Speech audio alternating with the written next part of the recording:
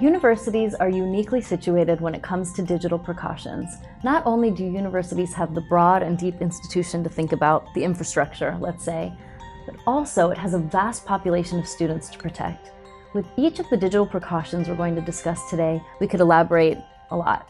But for our purposes here, because this comes up so often with university clients, we wanted to share a few quick tips, our top 5 digital precautions for universities. First, consider the scope of your digital presence.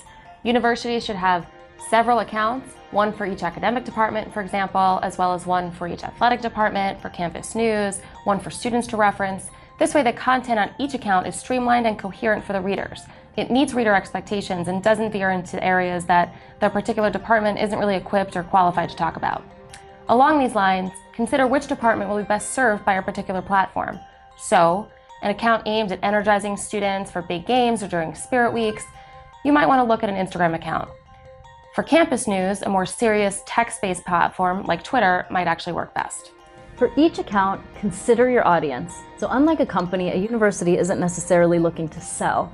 Consider who your intended audience is and what you want to emphasize. Think about the voice of each account and train your social media managers to channel that voice to best reach each sub-audience. Again, this is important for reader engagement, but also to ensure that the institution has a solid grasp on the content that's being generated, and it's a way to control the content to some degree.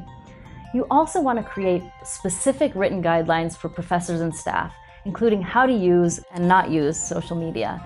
And in particular, social media as it involves engaging with students. Set hard and fast rules about certain conduct. For example, what type of language is expected of faculty and staff, whether faculty can connect with students on digital platforms, and for what purpose, when faculty should refrain from engaging and refer the student to another campus resources. These are the kinds of things you should consider, and these guidelines should be consistent with other campus policies and procedures.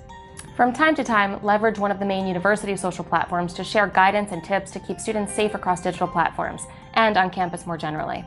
Consider reminding students about the nature of the web, about best privacy practices, and provide them a safe space to land if something goes terribly awry. Also, use this as an opportunity to demonstrate the core values and priorities of the university.